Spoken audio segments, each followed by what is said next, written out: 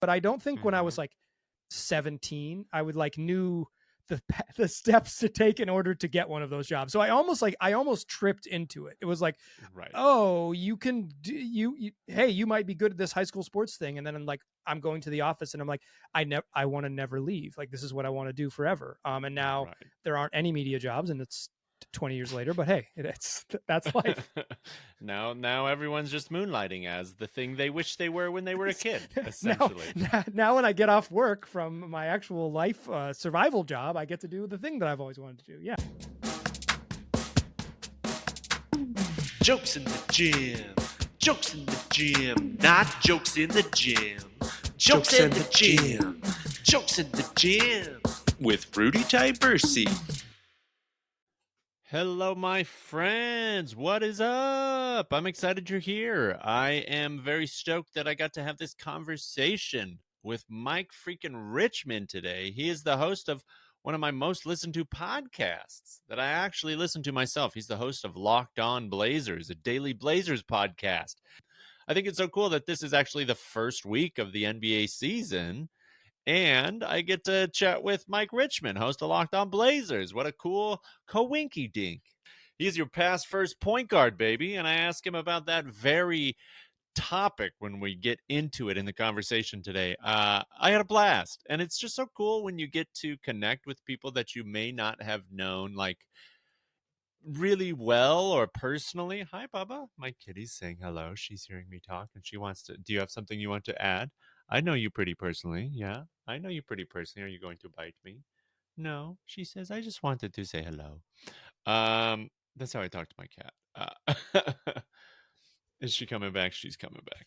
But what I do really like about like the podcast sometimes is that you just get to call up people that maybe you don't know super well on a personal level, and then you get to connect more and find out that you have a lot in common and really enjoy the time that you get to chat. And that's kind of how it was. So Mike Richman's really good at providing content for Blazer fans because he's a basketball fan himself and he loves the game and he knows that it's what he's wanted to do. And we get into that. And I really like some of his answers.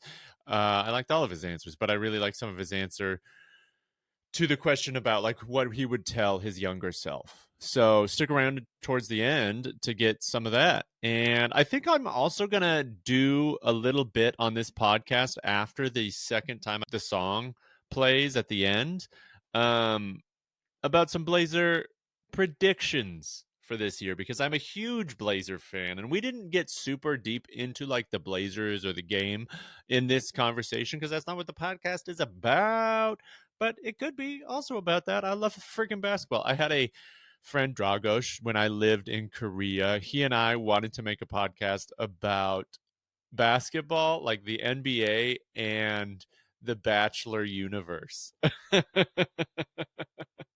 Bachelor Nation and basketball was going to be our topics. And oh my gosh, that would have been a killer podcast. Let's make it happen someday. Dragos, give me a call, homie.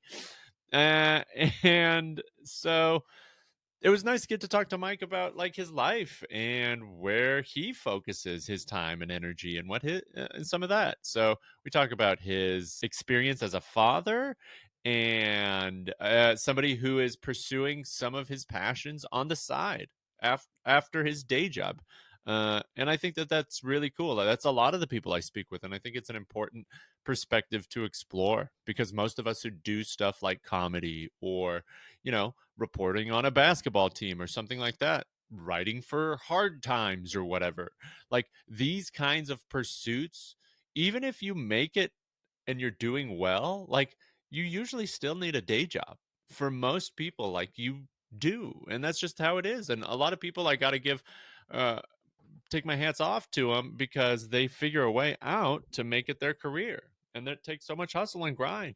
And that's the thing, it's like I love comedy and I want to continue to love it. And if I were to go like 100%, especially at this place where I'm at right now, like in Eugene, Oregon, or in Oregon in the Northwest and smaller markets, it would take a lot more focus, a lot more professionalism, a lot more of that. And those are things that don't always lend themselves to great comedy when you're doing both. And so I'm not saying I'm a great comedian. I'm saying I love comedy and I want to continue to get better.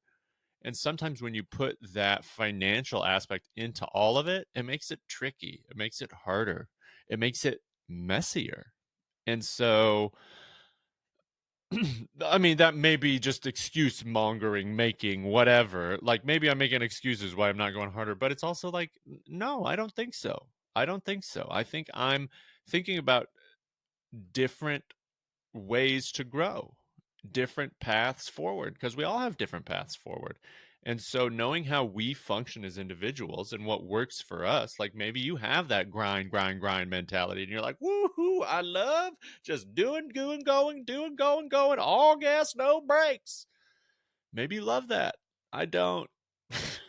I don't. I use a lot of brakes. I use the brakes a lot. And it's important to know what you can and can't handle.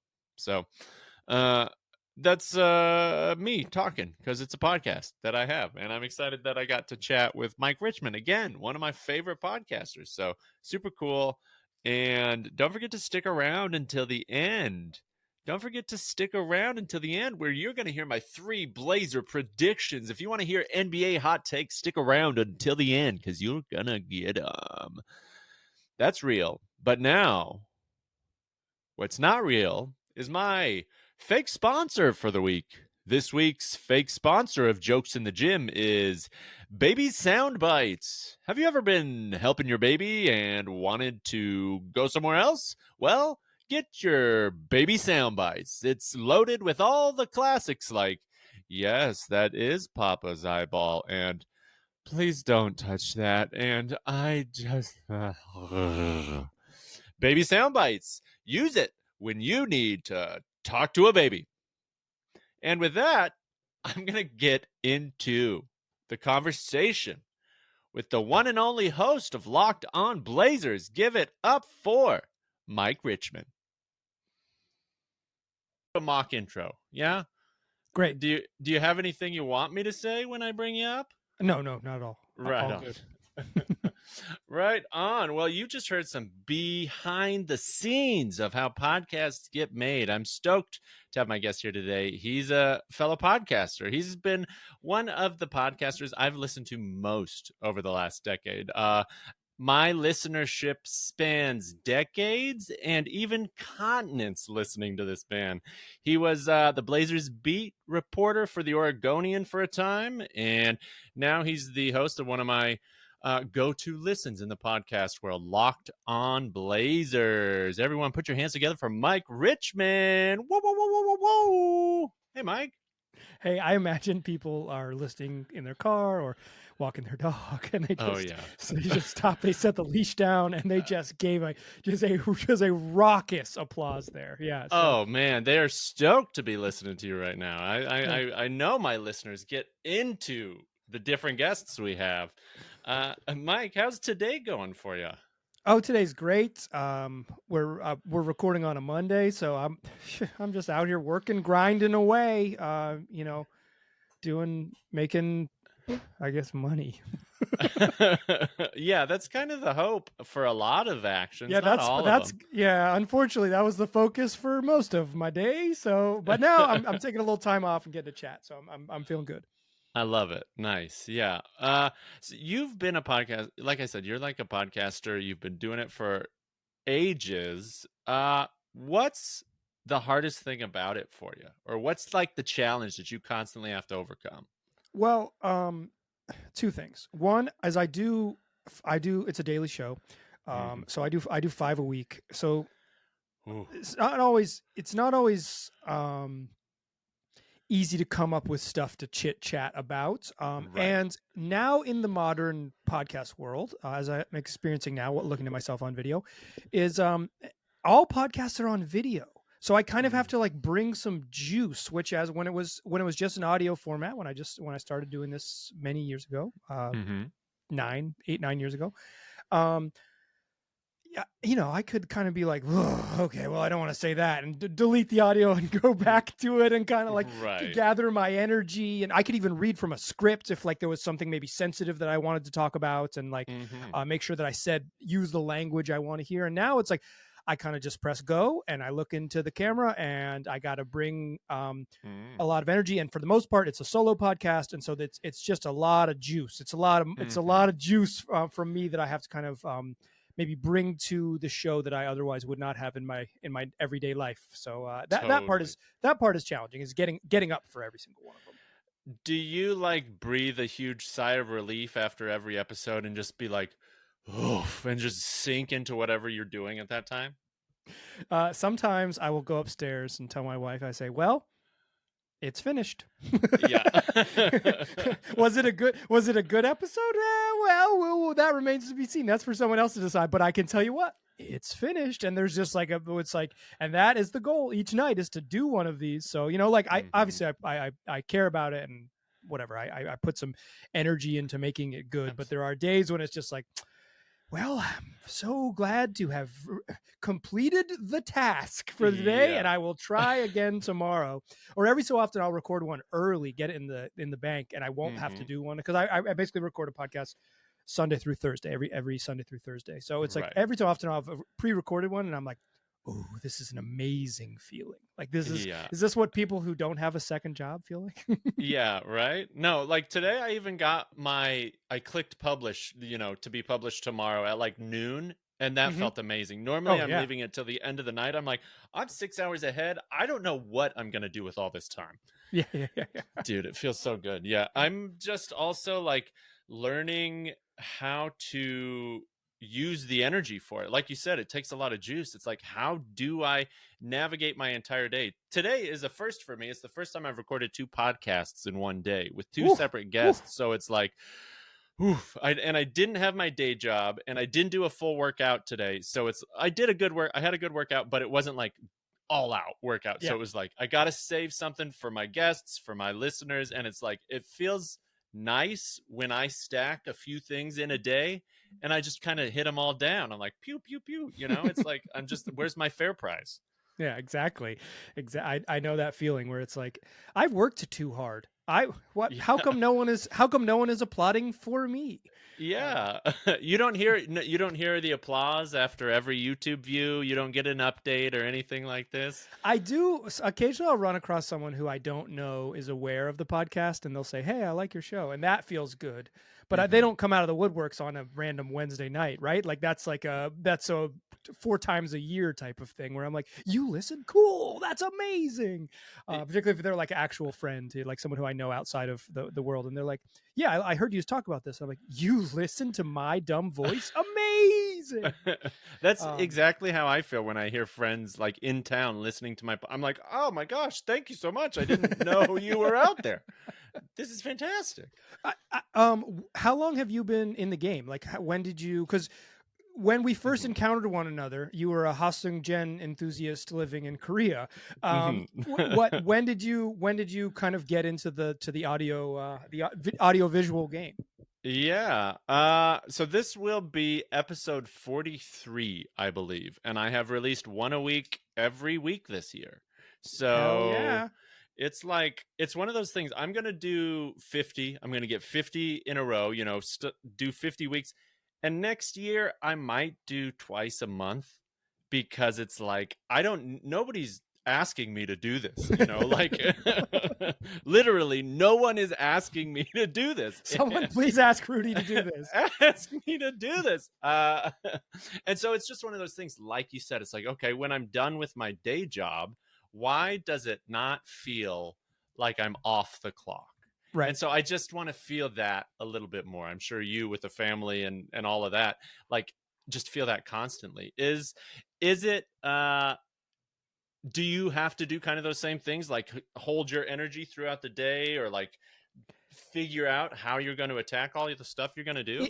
If I'm being a mature adult, absolutely, right? Like I have to take care of myself and spend some, keep some sort of emotional stores to be a good father and partner and all those things. But there's sometimes like I would say for me, like specifically because I'm talking about a basketball team on the show, it's like sometimes I'm like, well, I got to watch this stupid basketball game, and I'll watch the stupid basketball game, and it will take 2.5 hours to watch a stupid basketball game, and nothing of note will happen. It's like, okay. And so then it's like 9:45, and you're like, okay, what the fuck? So it's like, maybe I was trying to be responsible, but then it's like, I will get, and I would say that's the hard part with like the video stuff, where it's like, oh man, I'm tired. I look tired because it's 10 o'clock at night. And now I gotta fake the funk a little bit and like get into it. I would say occasionally people will come across the show and say like, this guy's too enthusiastic, which is so funny because I feel like my vibe is like that. I'm not enthusiastic enough. And they'll say like, oh, this guy, he's too positive, too enthusiastic. I'm like, I cannot believe you encountered my work in the wild and that your takeaway was like, too much positivity. No, thank you. Because I feel like a lot of times I'll come in just like wiped out from a day, just like being an adult human and be like, yeah, basketball game. There we go. There it is. or I'll just like poo-poo something. I'm like, yes, sure, this happened, but it doesn't really matter. And it's like, so it's always funny when people are like too positive, too much, too hunky-dory. I'm like, interesting. Because I almost never feel that way. Right. Yeah. No, it's really weird when you get those reflections from people that you're not expecting. You're like, oh, I didn't know I navigate the world in such a fashion.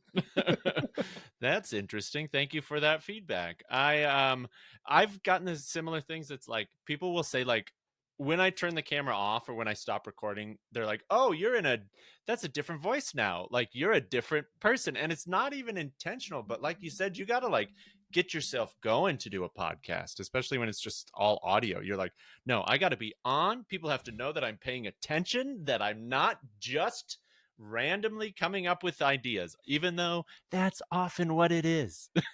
Yeah, listen, I listen to a bunch of podcasts, and the best ones are just people chatting. They're chatting. A topic is it's valuable to have an outline. I'll tell you what. I'll take you behind the scenes. Rudy's got an outline, but it's the shooting the just like shooting the breeze is kind of with the strength. I will say though, podcast voice is a real thing. That's so I have to do like ad reads or whatever. And so like some friends will make fun of me if I'll mention a product and they'll be like, don't do a read. Don't do it. Like, don't do an ad. Like, don't be pitching ads for us. And I'm like, I'm just telling you that it's one of the most Built Bar is the best. Yeah. Rest in peace to a legend. Actually, oh, sorry. I just cut off your promo. I'm obviously not good at copy. Yeah. I have as like a very bad party trick been told friends to be like, give me a product and I will pitch it. I will do my podcast voice to pitch it. So oh heck yeah. It's like, yeah, I will hear it's like, this is a Insignia television remote, one of the most connective remotes that they make on the market. You're going to love it because it's got ergonomic design. It's got large numbers. You're never going to get lost. You're going to be able to change the channel, turn up the volume. You're going to be able to mute. You're going to be able to go back and forth and listen. And here is the real trick. It's got play, pause, stop, and rewind. And if you need to, fast forward as well. So get in on it. It's this television remote. Boom. I actually do a fake promo every episode. In my intros, I will record my intros and then I'll do a fake promo. I'll usually just freestyle it, improvise it. It might be after I've listened to the episode, so it might kind of play with the episode a bit. But it's like one of my dumb little joyful things that I have literally gotten zero feedback on. I have no idea if anybody cares about it. It's just one of those things that I'm like, no, this is what podcasts are. And someday I might be reading copy for realsies and I want to get my big boy voice ready. Oh yeah. And it's nice to have when you do this, especially because it's like a labor of love, to do something for yourself. It's a fun little joke that you have. You could be like, you know what? I'm going to have a fun thing. Not that like, I would say that's, in general, podcasts should be fun the whole time. Right. But yeah, it's like it's good to give yourself a little treat. So you were working at the Oregonian for a long time. Was that like your first foray into like reporting on the Blazers or on the NBA, or did you have a history of that beforehand? No, I got hired to cover high school sports out of college, baby. So I was in the game. I was I went to like a small liberal arts college, so I didn't get a useful degree. But but who did? I know there's no such thing in our generation. I guess you could be like an engineer. There's some people who are listening who are engineers. I'm proud of you. You did a good job. You were good at school, and you did the right thing. You learned something that could help you in the future. But I like worked at the college newspaper or whatever, and I got an internship at the Oregonian, and I started covering high school sports, and I spent 5 years covering high school sports, and then I switched over to the Blazers. So that was like my first like adult job was working in sports media. And I guess always knew that I wanted to do that because I've always been a sporto, as they say, but like right.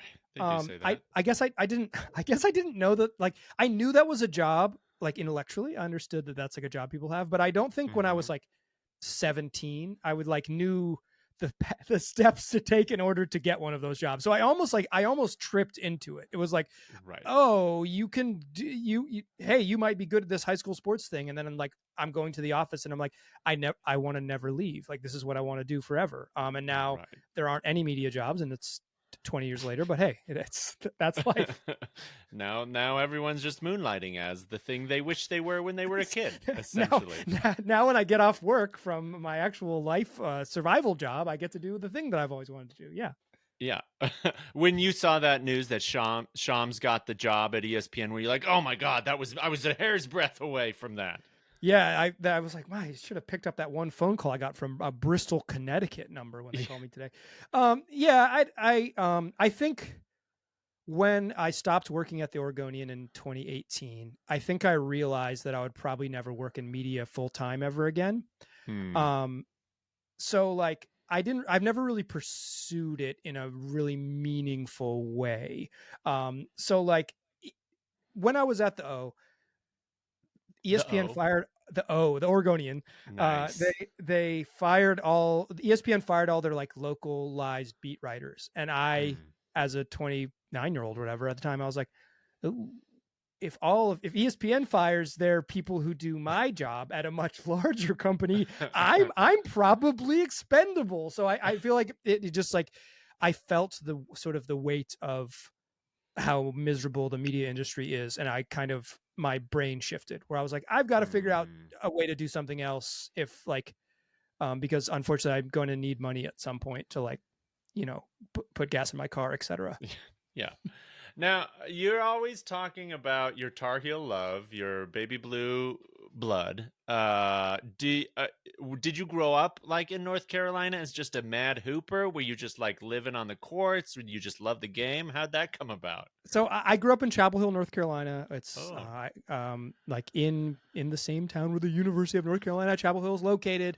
Very, very close to the basketball arena. Like we can walk from my parents' house where they still live to the basketball arena. So it's very much a part of my upbringing.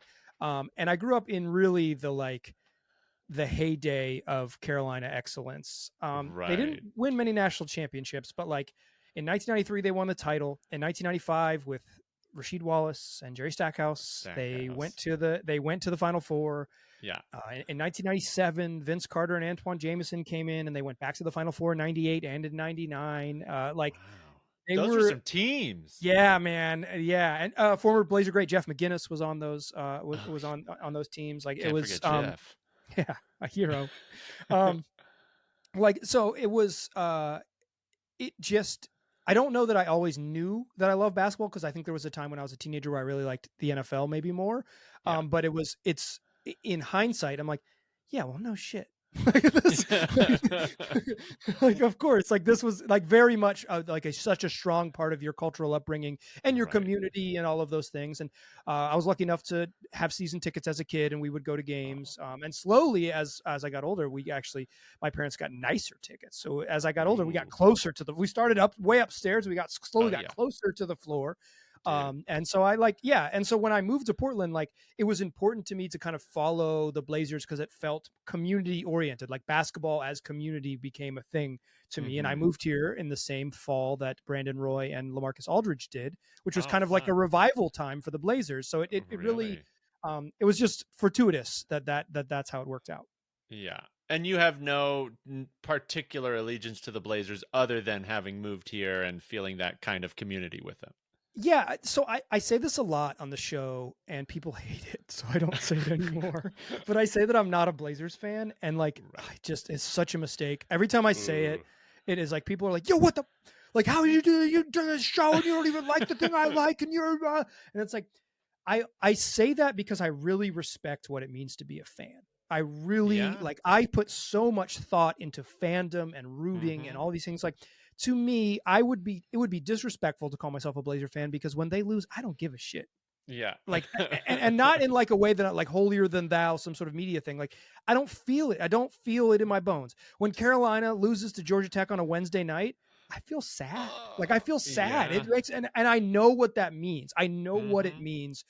I deeply respect what it means to care about a sports team, and I don't care about the Blazers. No, and I don't. And I maybe that's atrophy from being too close. Maybe it's like life in professional media or whatever. But like, I don't care about them in the way that fans do. But I put a lot of energy into thinking about them, so I just share my thoughts and. I try not to mention that I don't consider myself a fan because it only goes over poorly. It's never gone over well. Well, it's like our one-ish team in Portland or in Oregon for so long, my entire life. It had been the only professional sports team essentially that I followed in my state. I was like crying on the sidewalk as a kid when they lost to the Jordan Bulls. Like I ripped up Michael Jordan cards, like sitting on the sidewalk, just like, this is horrible. And as a kid, like you feel it so deeply. It's so, I do love being a fan because there's really not much like it other than religion. Like it's crazy how like alive you feel when you're in that stadium of 20,000. I went to the the quadruple overtime game. I was going to mention that. Yeah. That game was incredible. And I was there with my four friends and 20,000 other friends. And there's like no feeling I've ever had quite like that. And it's crazy how just being a fan will do that to you.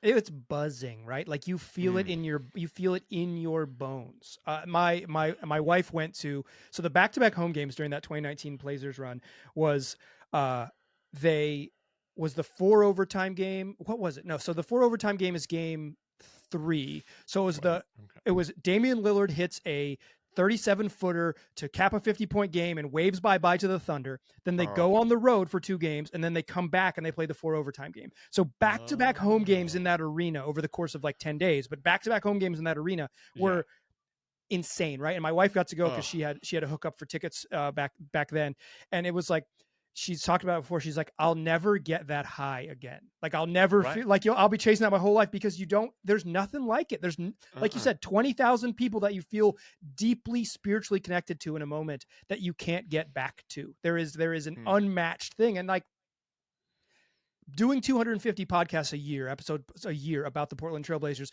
really makes you respect that this means something to people because some people listen to all 250. And I'm doing it for those freaks, but I'm not one of them, right? I'm here with you to be along for the ride, but I'm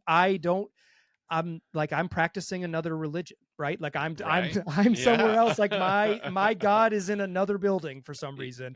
And they're similar buildings. I would say they're very similar. They both have hardwood in the middle, but they're different.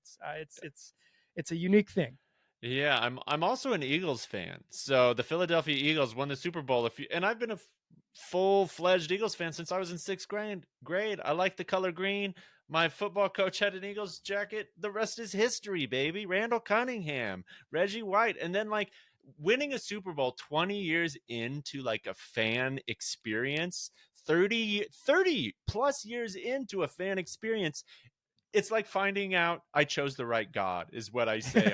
Like that's my bit about it. It feels amazing. It's like, yes, Big Dick Nick is the man and Tom Brady's a false idol. Oh my word.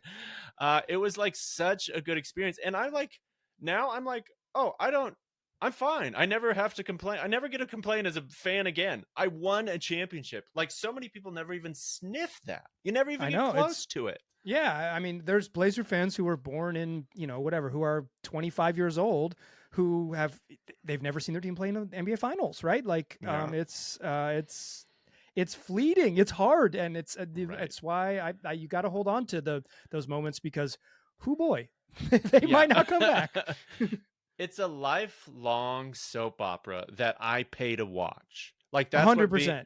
It's crazy. Like there's so many things going on. There's nothing quite like it because it is all of the elements of a good, entertaining movie that you would want to see. And it's like constant throughout your life. So I get why people are kind of psycho about it. I've been psycho about it. I remember just like being inflamed by the Blazers just getting torched by Draymond Green and the Warriors. Those teams that just smoked them. I was like, oh my God, I hated no one more than Draymond. But now I'm like, oh, it's fine. I like being a fan more casually. It feels so much better. What's your relationship now like with this iteration of the Blazers that they kind of stink? Well, because all of the TV stuff sucked so hard last year, it was so much easier to kind of like slowly move away and not clench so tightly to the team and my fandom. So it's like the team sucks right now. That's what it is. And being able to go through a sucky part of your team's process is being a fan. That's 100%. What being a fan is. And so it's like, no, this is part of the journey. I'm a process guy. Everyone says you got to enjoy the journey. So if you can get joy out of your team sucking somehow, however that is, then you're in for a lot more fun. And that's what I'm trying to do, is have things be more fun. So it's like, I want to have fun when I watch the Blazers. I want it to be joyful when they're blowing people out or when they suck, you know? And so it's just one of those things where I'm like, I love Scoot. I love Shaden. It's exciting to see Klingon. They got a big guy. Let's see what happens. You know, it's like there's so many fun pieces in place, but do I really care if they win or lose this year? I mean, I'd rather they lose, quite honestly, whatever. Like that's how it is, right? That's the year. That's the year. It's a developmental year again. And the only difference is this is the first year where I think it's probably clearer that that's what they're doing. It's the bigger tank year of them all, right? It's gotta be. Yeah. But so that's kind of where I'm at. I enjoy it. I probably enjoy it more than I used to. You know, when I was like such a diehard sports fan, Blazers fan, like I was in my emotions. I'm an emotional guy, and that bleeds into your fandom one way or another. And it's fun to get excited. It's fun to root and hoot and holler. And Martell Webster is ruining my life. Yeah. Travis Outlaw ruined my high school experience or whatever. Yeah, exactly. Like, I will never forgive Sergio Rodriguez. I cannot believe it. I do think there is, there are like a bunch of different ways to be. You mentioned like, kind of like how you view it. I think some people watch sports as like kind of almost like the Blazers is almost like something you binge watch. They're like, all right, I'm about to get in on this 82 games. I don't care the outcome, but I'm going to watch this thing that like makes me feel a certain way. Like they might watch some sort of like, you know, low calorie TV, like Love is Blind or something like that, where they're just like, you know, this might not make me feel great, but I'm obligated to it and I'm kind of in on it. And I won't have as soon as it ends, I'll emotionally check out, but like, I'm going to watch, you know, 75 of these 82 games and kind of like get in there. And then there's some people who are like, I need Shaden Sharp to get good or my life is bad. And you hear that intimately from people, I'm sure, like via email and the comments and all that kind of stuff. You hear like the Blazers fandom in an inner monologue like nobody else, kind of, I'm guessing. Yeah, it's unique. Someone asked me today, they're like, how do you like figure out what's like on the pulse, like what's on the, like what Blazer fans are talking about? Yeah. And I'm like, well, I rely on a lot of people just to email me, right? Like I just give out an email and be like, can you just like, if you have thoughts, can you literally just email me? Cause that'd be so helpful. Like I make a show every day. Like I need you, like if you just have like a stray thought, that might be 10 minutes of audio content right there. Heck yeah, baby.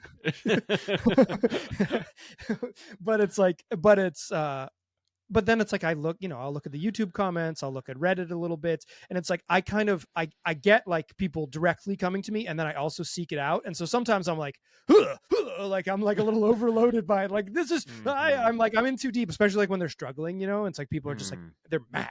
And it's like, It's like, maybe I shouldn't have mainlined all of this sports rage for like 30 minutes in order to like make a podcast that I'm going to like very specifically not be raging on. I do think if I was better at raging, it could be, I would have an easier time. Like just, if I could just like turn on the get mad about something, like to switch or whatever, I could do a better job. Not a better job. I would do, to be clear, a worse job, but it would be easier. I wouldn't have to think of topics very hard. Yeah. So is it, do you go into an episode with those 3 topics ready? Do you have like 3 that you're ready to hit on, or do you let it come to you? Almost, I would say 99% of the time, my show is mapped out. I have a little notebook. I'll show you. You want to see what a show looks like? Here, I'll get. Oh, heck yeah, I do. Really good. This is right here, my chicken There it scratch. is. So you'll see. Nice. If you're watching on video, 1 early, 2 news ? 3 odds and ends. That is the that's the media day show right there, all mapped out. And so I'll write my little notes. I'll write like some important quotes, some important numbers I want to do, and I'll kind of have it, because now it's like, because it has to be on video, I got to map it out. I have to do a cold open. Like, in today's show, we're going to talk about fucking, I don't know. Do that next week. But I kind of need to have it there for me. In a way that, like, sometimes I'll be like, I only have 2 things, so I'm just gonna stretch the first one out. And like, I'm sure we have some crossover listeners. They're gonna be like, yeah, I've heard him do that. He does that. Yeah, I've heard him do that. He ain't lying. Yeah, exactly. So I almost always have it mapped. Maybe not as thorough as that one, because that was like a thing that happened. Sometimes I'll just write like 3 sentences. Right. But it takes me about, to make a half-hour show takes me about 70 minutes every day, which is like a lot of time in the night when you get off work at 5 and you want to go to bed at 10. That's a lot, hard, big chunk of your evening. So some days are easier than others. Like today, I mean, to take you behind the curtain, dear listener, I haven't recorded yet, and it's 7:30 p.m. Shit. I'm talking to Rudy, and I'm gonna have to turn one out. But I sort of have an idea for today, so it's like I got a general idea. I tried to farm a little bit from my community to get more from friends and some colleagues, and they didn't help. So I'll come up with a third thing. But I think I have whenever we wrap this up, it's like I'm gonna eat a little snack. I'm gonna probably drink a beer, and then I'm gonna make it happen. And it's jump into the pod. That energy is like, that's a pretty standard night for me. It's like take a deep breath, and here we go.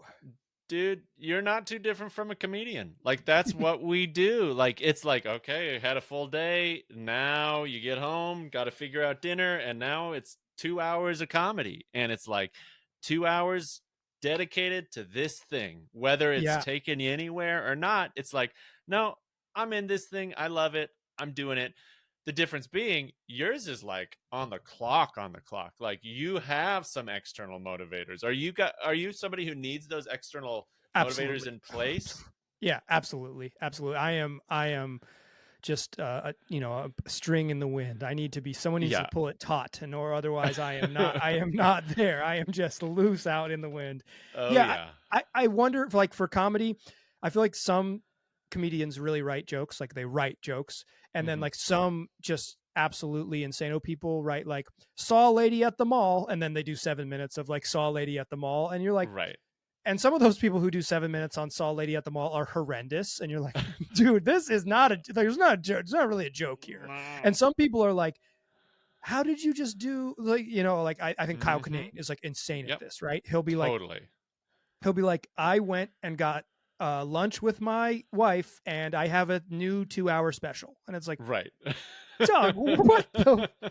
Lunch was only 40 minutes. Yeah, like, how do you? Yeah, it's like some people are so good at that, and I feel like there's a real art to it. And I feel like the podcast way is the same.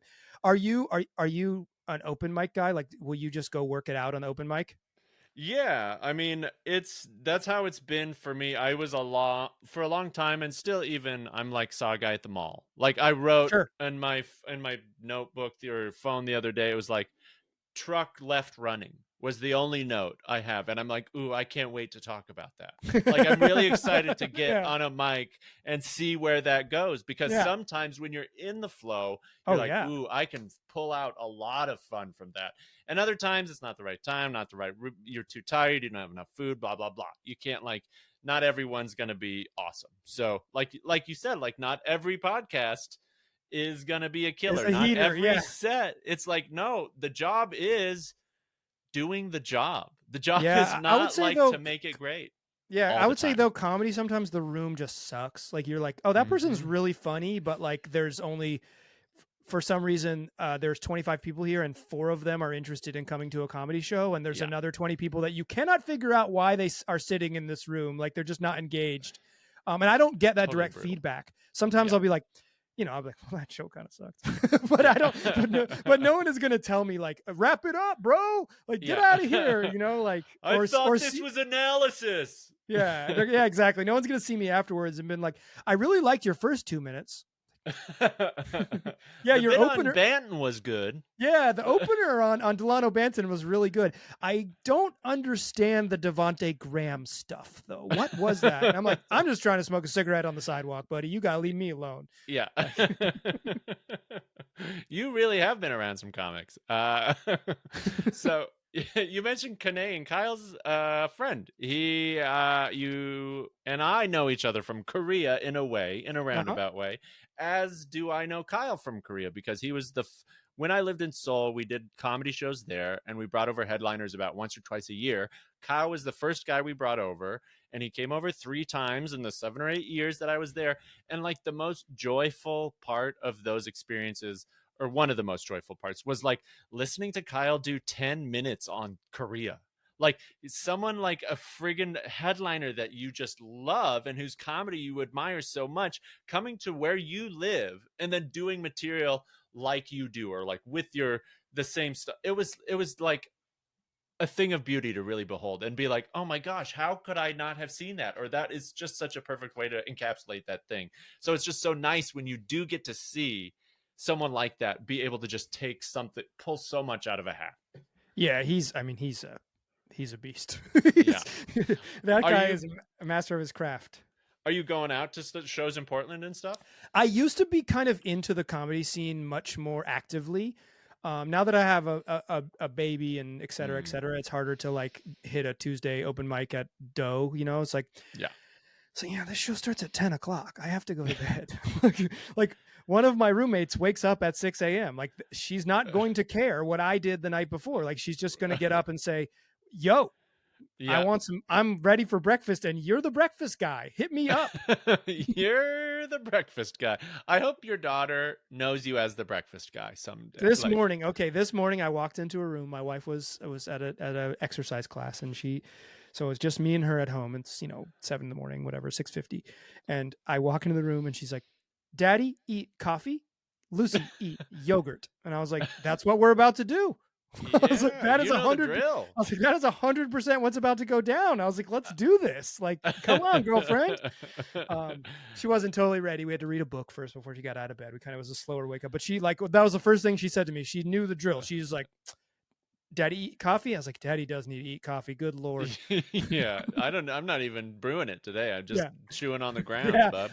I explained to her that coffee beans, she likes beans. She's a big bean is a good food group for her. She likes black beans. Nice.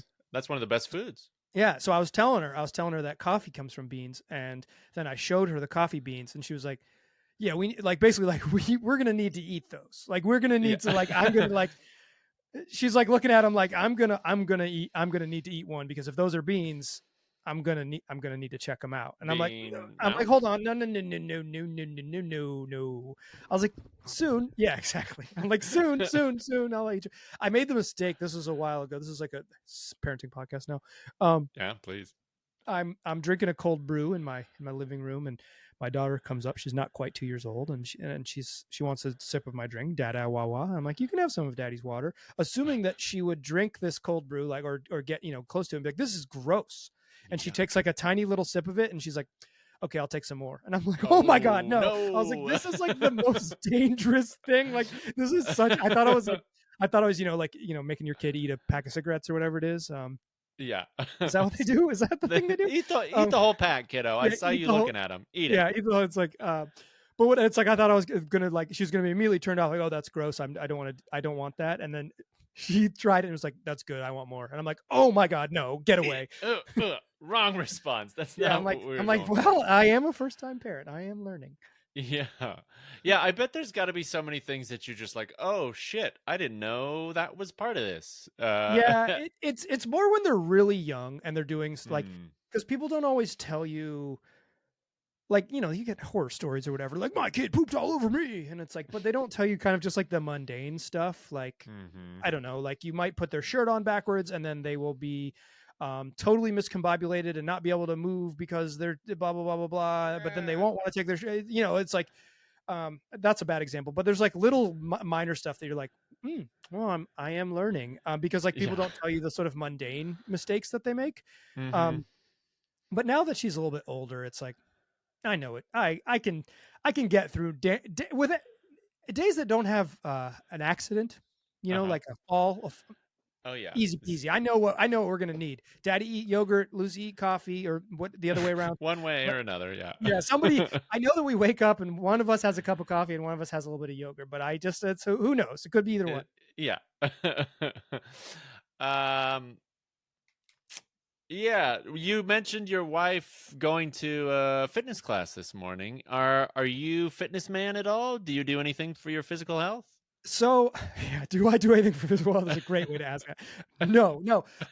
So I am a lapsed exercise bike. I have the expensive name brand exercise bike. I was big into it and I've kind of fallen off, but I'm getting back into it.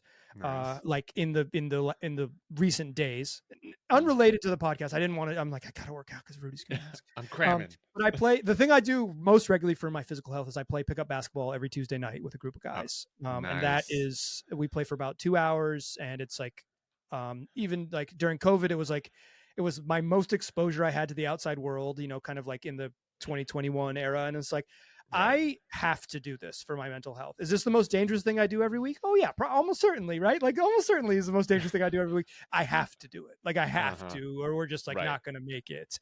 But I have the name brand exercise bike in my basement, and I have moved my PlayStation 5 down there. And so now I will play video games and ride the bike.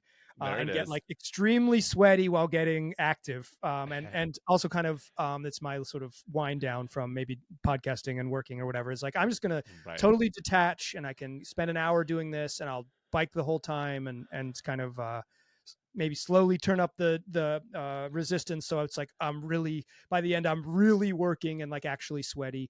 But I kind of needed, like I said, I need some outside motivation, and like gamifying stuff has never really worked for me, but like having another activity, be like, if I'm going to play video games and be a lazy person, I should be active, you know, like it's a way to use, like if I'm going to disconnect my brain, maybe I can connect my cardiovascular system to something. So that has been my move as of late, as of the last probably month or so. Dude, totally. The best workout is the one you'll do. That 100%. Is the best workout. And so like if you're on there, you're playing Call of Duty and Peloton 4, you're doing something, man. Like that's the way to do it. You are a pass first point guard. The pass first point guard, Mike Richman, is that your pickup game style? Is that what 100%? I get asked that a lot. They're like, are you actually, so I play with a friend, and some of his work colleagues listen to the show, and they were like pestering him, and they were like, is he really a pass first point guard? And I was like, I am. I sometimes overpass even. I absolutely am. It is kind of just like branding, right? Like it's like a thing that I can say that people like can, oh, that's like a little memory. I've met people and they're like, you're the pass first point guard, right? And I'm like, I am. It's good to meet you. I love that. Yeah. There are worse ways for people to know you, right? Yeah, you're the Nazi guy, right? Like, oh no, that's not me. Wrong guy. That's the wrong bearded white guy with the podcast. But yeah, that's absolutely how I play. And I've taken to this thing where if I get guests on there and I know they play pickup, I'll ask them what style of player they are. And no one else like thinks of themselves as like I am like a I'm like a, spacing wing. No one's gonna like, like I'm a back to the basket big. Like they're just like, I don't have that branding, but I do like to, meet people who play ball and kind of I think a lot of personality comes out in the way people play basketball. And sometimes in a really surprising way. You'll meet like kind of maybe people who are a little bit soft spoken, who are like gunners, who are like ball hogs, and you're like, right. No way. Didn't like, see that coming. No way. Yeah. I can't believe it. Or you'll meet kind of like maybe a boisterous person and their style kind of really makes sense. Or you'll meet someone who's like really loud and they kind of play like just the do like the dirty work type of thing. And you're like, that doesn't fit either. But I love the sort of like the human element of basketball is always so fascinating to me. Oh, dude, it's great. Yeah. I got on a pickup court for the first time in a while, a week or so back. I work at the Y. I love the Y. And I'm like, I grew up playing high school basketball, and I got on a court for the first time in more than a decade, and I still play like an offensive lineman. Like that's still my game. I am 90s power forward. I'm like if Karl Malone and Draymond Green sucked. Like I'm those guys. I'm horrible. I will set a screen. I'll put a body on. I love putting a body on somebody, checking, and then like, oh, my screen, pick and pop, pass the ball, crash the boards. Like that's all. I will shoot an horribly advised 3.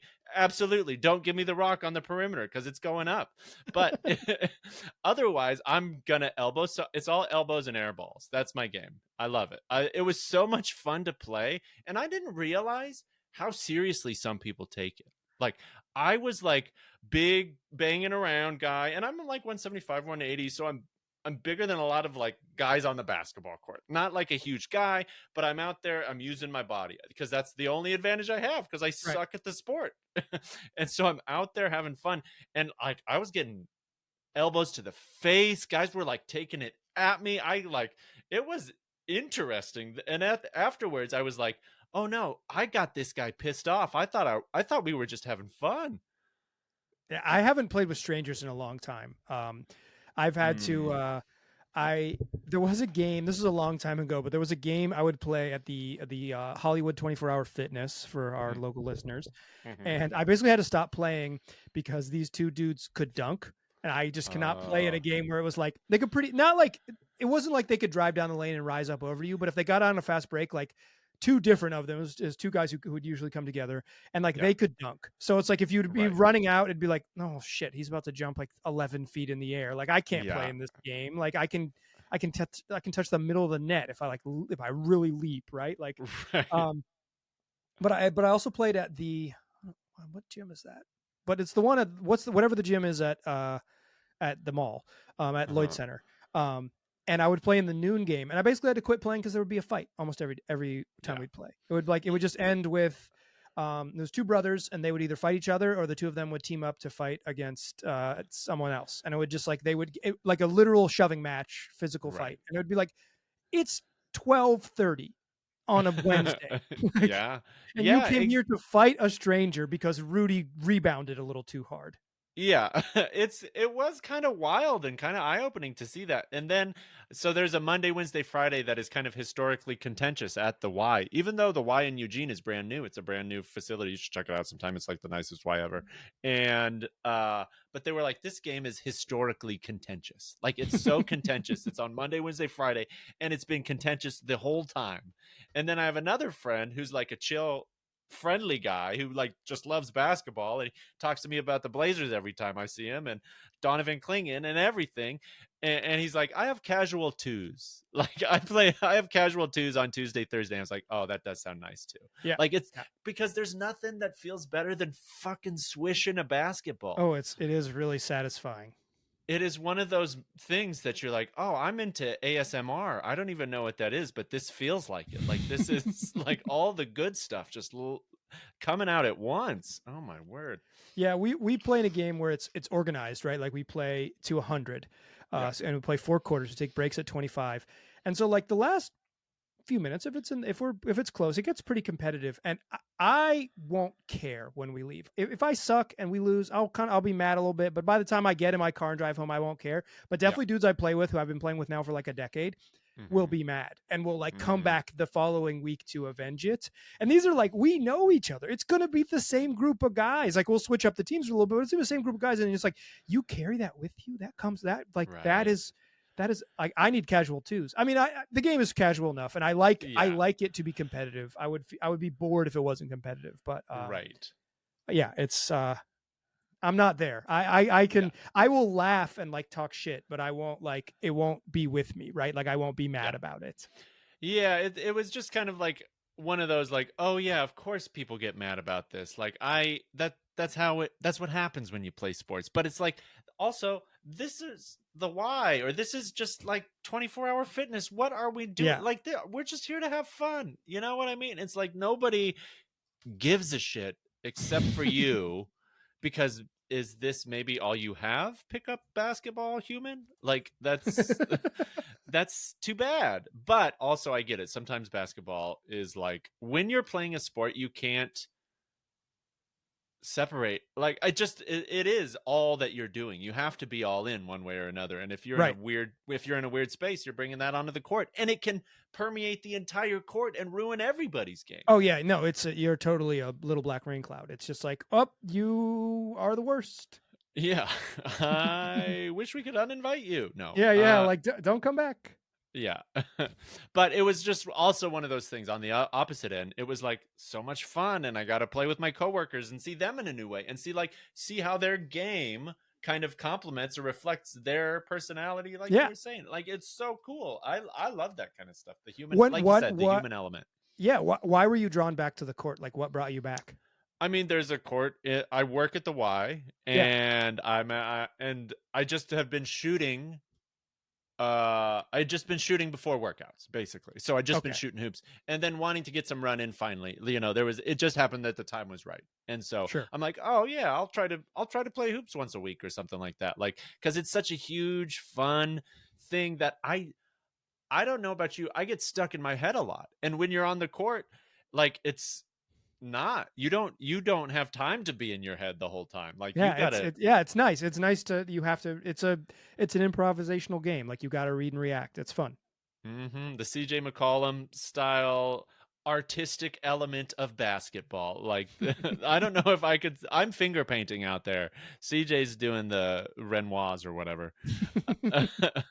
What was, cause I listened to some of the, media day stuff and some of your questions and stuff, and people on the boards were like, oh, Mike Richman's the man. Mike Richman's asking all the best questions and all that stuff. I hope you heard those flowers or saw them that people were giving you, because people do appreciate your takes and do appreciate your approach to it in general. What was the tone of the room like when you're at media day, when you're doing these interviews?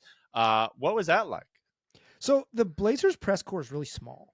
It's really small. It's like you know, there's Aaron Fentress of the Oregonian, Sean Hyken of the Rose Garden Report, Danny Meringue, but he was late because he had a thing. Like he wasn't there when I got there, and I think he missed maybe just Joe Cronin.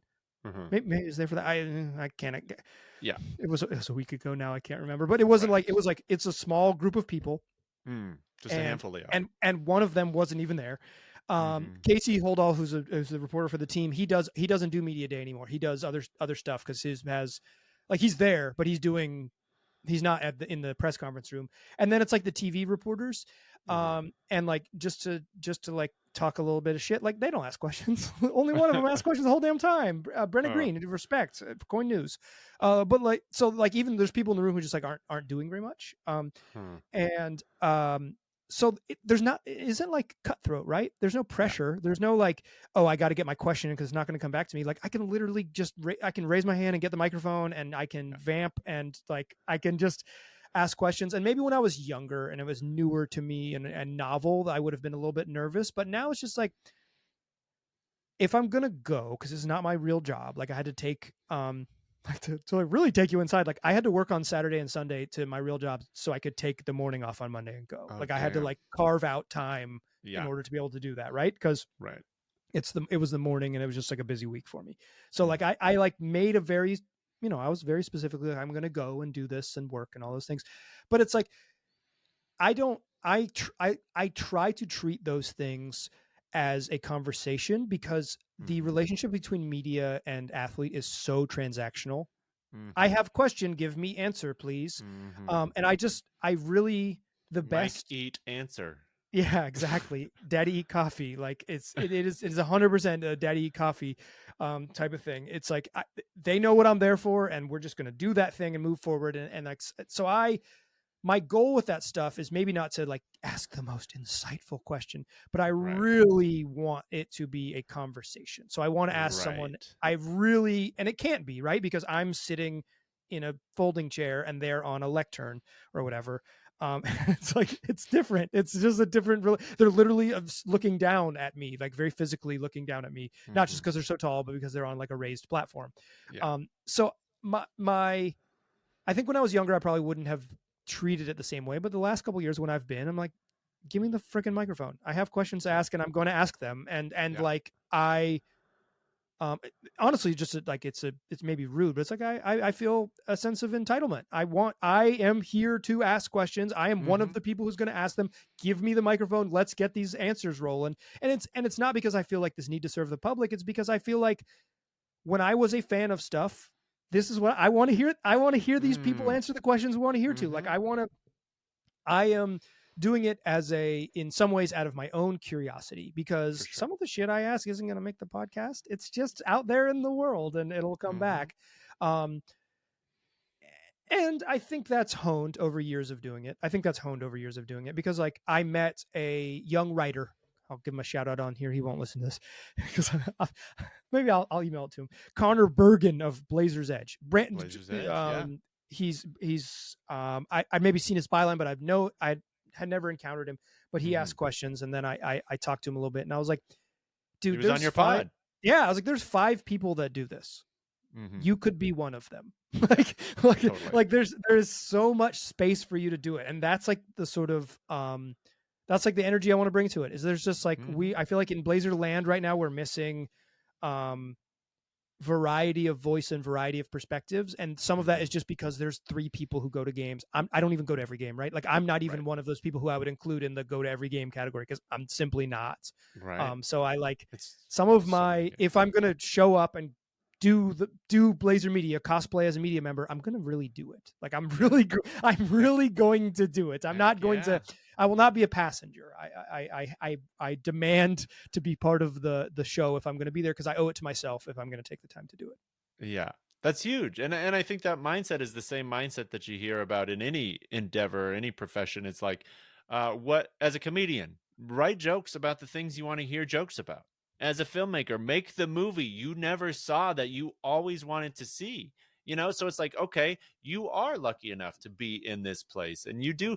If you feel a sense of entitlement, then you are doing yourself a disservice if you don't act on it, right? You're there. You get to be one of the 5 people in there. And if that hit Connor's ears, then he'll realize that. And he's like, okay, what can I do now to get closer to that? Or whatever the goal is, what would you, I mean, this kind of gets closer to one of the final questions I tend to ask, which is like, what advice would you give your younger self?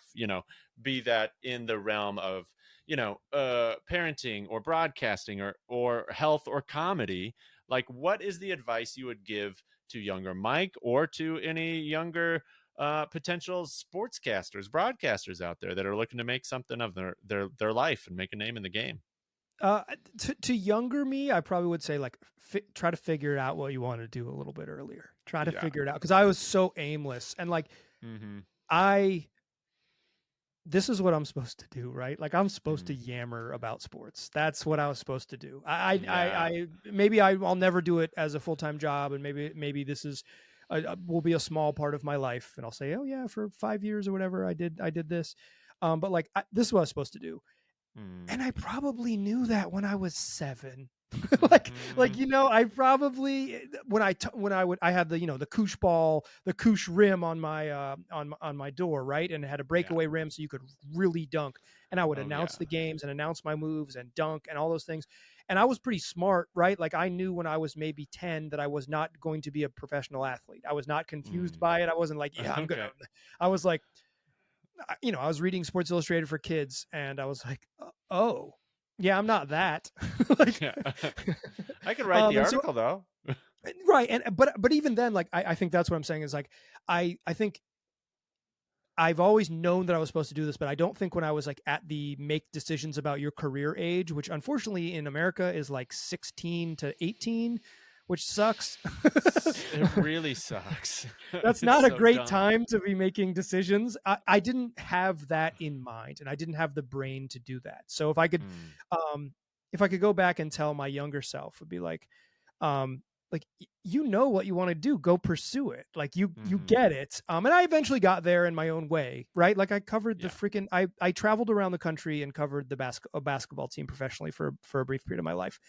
I'm pretty thankful that I had that opportunity. I'm never going to have that again. That's never going to come back again. And I'm very thankful that I put myself in position to do that. But if I could tell my younger self, it's like try to get a little more direction, because maybe it might have ended the same way, but it would have ended I would have been a little less circuitous route to get there. Right. To young media people, it's like, there's no fucking jobs in media. So if you want to do it, like you were saying, it's like, write the jokes you want to write, make the show you want to make. I think some of the best advice is just like, once you figure out the like sort of space you can fill with what your skill is, whether that's telling jokes or making movies or whatever it is, you have every right to fill it. Like you can fill it, and go ahead and do it, because like in the sort of stratified, strange world that we live in, it's like everything is so freaking niche, and so it's like there is no monoculture anymore. There are so many opportunities just to like kind of do the thing you want to do. And so like, if you are lucky enough to be able to figure that out and have some clarity about it, just go do it. Just go do it, and be consistent in doing it. I think it's like going to the gym, right? It's like if you the workout you'll do, the best workout is the workout you'll do. I've kind of figured out that there's only one crappy little workout I'll do, but it's like something I will do. I'll probably do it later tonight, right? Like, and so if you do find that and you're doing any creative endeavor, like, do it consistently, and you'll be rewarded for it. I feel like, I bet Rudy, on episode 43, you feel a sense of a more rewarding sense than you probably felt on episode 7. It feels good to have kept it going, to be here and sticking with it. And it's the end of the year, and I'm like, holy shit. Yeah. We're doing a thing. It's going down, baby. Yeah. I love it. Yeah, man. I appreciate your time. Quickly, before we kind of finish up, what was like the answer or the player interaction that you got that either like blew you away or just made you laugh, or you were not expecting at all? Have you ever had one of those interactions with a player or a coach or a GM or anything like that? I have one that I won't share. Okay. I'll tell you offline. But there was, okay, I'll tell you this story. So last year I was trying to do a story about Delano Banton getting traded from the Celtics to the Blazers. And what I really wanted to do is tell this like sort of human side of what it is like for Delano Banton. Not a star, just like a dude, very much an NBA dude, like just someone who is like lucky to be there and like a survivalist in the league, right? Like someone who's hoping that he gets to hang on and get the right opportunity and make it all work, right? But he's like on the edge. He's on the fringes of an NBA roster, and he's always been that way.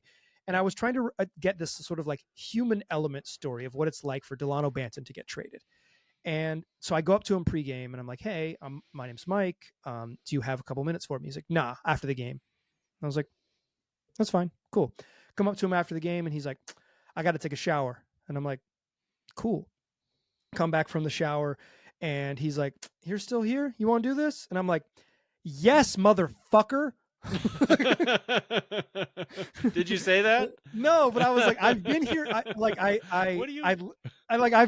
talked to you at 4:45. I talked to you again at 9:15. I'm still here at 9:30. Like I'm gonna, like, we're gonna do this. And like, I can't believe I'm getting big timed by Delano Banton.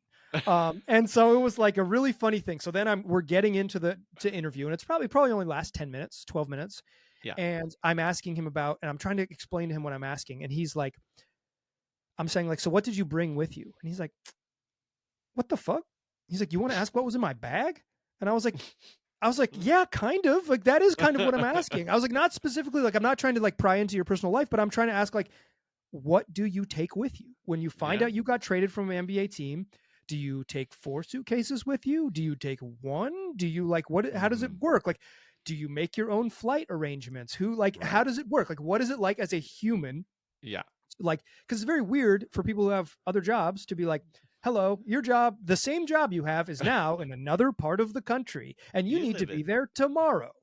Go to Cincinnati. Yeah, exactly. And it's like, you need to figure out how to get there. And so I was, and so we had like he was really resistant. He did not want to do the interview. And then once I finally explained it to him, and I kind of just like, and Jeremy Grant helped me a little bit because he was next to him at his locker, and he was like, and it kind of, I was like, I'm not, this isn't a weird thing. Like, let me tell you exactly what I'm asking and why I'm asking it. And then like, then I won't even answer a question. I'll just kind of let you go. Right.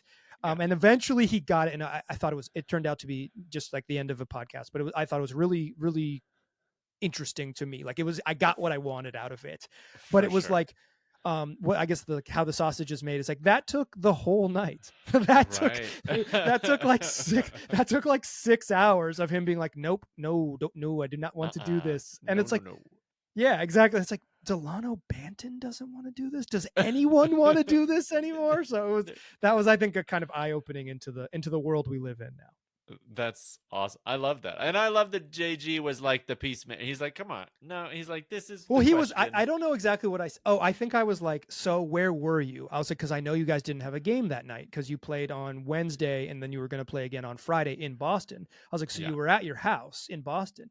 And JG was like, oh, you did your research, man. And I looked at him, I was like, yeah, dude. I've been waiting in here for 5 hours. Yeah, I was like, this was my plan today. Like, I'm at work. This is my plan today. But I think he was like, when he realized that I had like was organized or kind of had an angle, he was like, oh, he's done a little research. Like, respect him. And DB was much more open to it once he kind of realized what was going on. And then he got a little cosign from a colleague. I love it. It's all about communication, man. You got to figure out the right words that are going to hit somebody's ears in a way that makes them respond. It's not the easiest thing in the world. I'll tell you that. I love it. Right on, Mike. Well, thank you for the work you do. You may not do it for the service of the people, but the people appreciate your service. So thank you for covering the team that so many of us do love and that we do it. You know what it's like to be a fan, and I can feel that. So I really do appreciate the work that you do. And it may just be at this point, a part-time gig, a side gig, but I think it's a valuable part of many people's fandom. So thank you. Well, I try to keep that perspective. So Rudy, thanks I need to hear that because it keeps me going. So I really appreciate it. And thanks for having me on the show because we've known each other via email for a long time. So it's, and we've chatted on my podcast in the past. So I'm glad we got to cross paths in this way. So thanks for inviting me on. Absolutely. Yeah. If I'm ever in Portland on a Tuesday, I'll give you a call. All right. All right. Hey, listen, it's a hard game to get into. If you're going to be in Portland on a Tuesday, call me on Monday. All right. All right. Well, your power forward will be waiting. Perfect. Right on, Mike. If people want to follow your stuff or find more out about what you do online, how can they do that? Yeah, I don't really have a social media presence. It's not for me anymore. But you can follow the podcast. It's called Locked On Blazers. It's available on all your audio platforms. It's on YouTube, thankfully. God bless it. And if you listen to the show, I've got an email address. You can reach out to me and I'm very findable in that way. I'm there every day. And the value of the show in a lot of ways is that I'll be in your feed every morning. So if you kind of like this, I won't drop as many F-bombs. This is a special Mike Richman unmasked, but love it. But if you're if this is your style, there's more of it in a sort of approach to the Trailblazers. Right on. Well, thank you, past first point guard Mike Richman. Check out Locked On Blazers, and we'll see you soon. All right.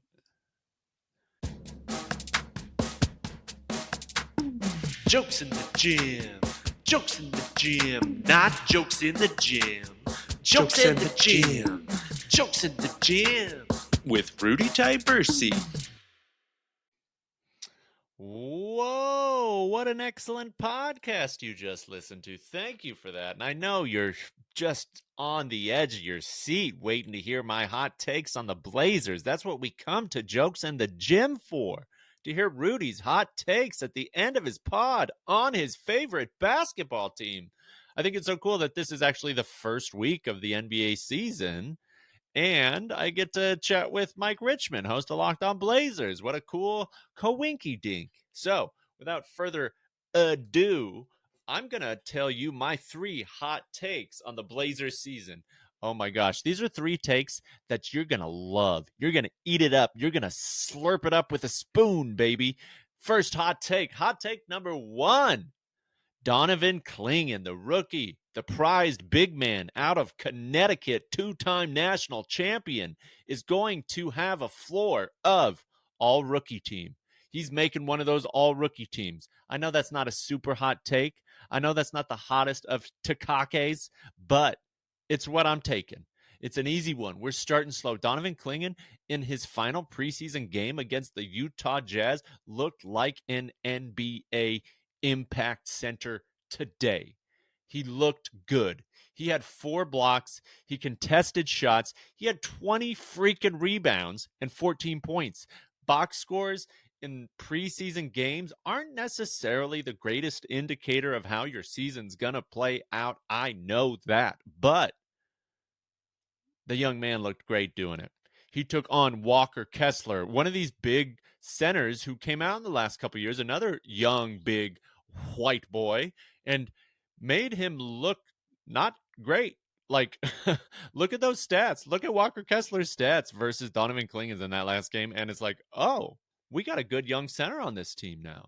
That's exciting, excitante, and I'm stoked he's on the Blazers. I can't wait to see him and Zach Edey battle it out for the next decade in the West. Ooh, I wanted Edey. I wanted Edey. I wanted a wing at pick 7 and Edey at pick whatever they had, 13 or 14 or something like that. But the way it shook out, they got Donovan Clingan at 7, and they traded that 14th pick away in the Deni Avdija trade, which I love. And I'm excited about the makeup of the squad. You're going to hear just how excited I am. Because in my second hot take, that is, the Blazers aren't trading Ant and Jeremy Grant. They're not trading them. Not this year. Like, I think Joe Cronin and the squad that they got, I think they're happy about it. I think they like it. And to be honest, I kind of like it too. Maybe it's stupid to get this excited about a Blazer team after one game against another fellow cellar dweller in the West, the Utah Jazz. That's not their official, the Jazz. Ooh, hey now, watch out.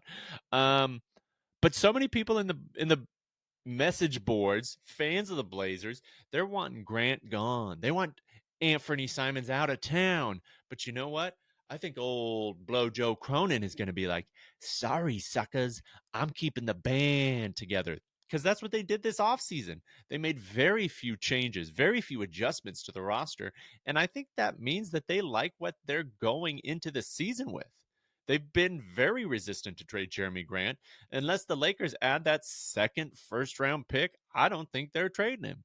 And the Lakers scoffed at Joe Cronin for not wanting to give up a second first-round pick from all reports. But Joe Cronin stood his ground. And he was like, we like the team. Jeremy Grant's a good player. And one first-round pick and some other players isn't really enough for us. So I appreciate that. And I like kind of a guy who's newer on the job as Joe Cronin, the general manager of the Portland Trail Blazers, is. I like him sticking up for himself and saying, hey, I'm playing hardball. I'm playing the game too. I got the same job as you guys. And I am trying to make my team better. And the way they go about it is a little different. Me and Mike in the podcast, we talked about like me thinking the Blazers were going to suck, but here I'm changing that tune, dog. I'm loving this squad. I'm happy as a clam. This is me before the season starts. This is me as a lifelong fan of the Blazers, the week of the season, getting it going, being ready to take the over on Vegas for the Blazers season win total. That's what we're going to talk about in number 3. My third big prediction for the Blazers this year is they're sneaking into the play-in. Yeah, you heard it. The Blazers are getting into that play-in. That 7 to 10 range in the West. I think the Blazers are going to surprise some folks. They are young. They are spry. Their players are eager to make an impact in this league. They're eager to prove themselves in this league. And they're dealing with some injuries already, and yet they're showing that they've got the depth to make things work. So if some of their injuries kind of work themselves out, once Shaedon Sharpe gets back into shape, once Matisse Thybulle gets into shape, once Rob Williams gets into the games for friggin' once, they're going to be okay. And then that means that they have the depth to get through a regular season. And I know everybody put them at the bottom of the West. Everybody put the Blazers at the bottom of the West. But here's what I'm saying. They're gonna snickety snake their way up the West, somewhere in that 9 or 10 spot. They're gonna sneak into the play-in. They're gonna lose. And then they're gonna lose. They're gonna lose that first play-in game. But you know what? The NBA gods, bonus prediction, are gonna reward them with a top 4 lottery pick, baby. That's what's happening. So you heard it here first. Donovan Clingan, all rookie team, baby. And Grant not getting traded, I'll tell you that. And the Blazers sneak into the play-in and snag themselves a top 4 lottery pick next year, setting themselves up beautifully for the future, making them the next OKC in the West. Is any of that going to happen? Probably not. But that's what I'm feeling right now. And I hope whatever part of your fandom you're in, I hope you're feeling it too. You in the rebuild, you at the top of the hill, you climbing your way up, whatever it is, hold on to that joy. As a wise man once said, thank you for holding on to this joy. I'll see you around. Later, you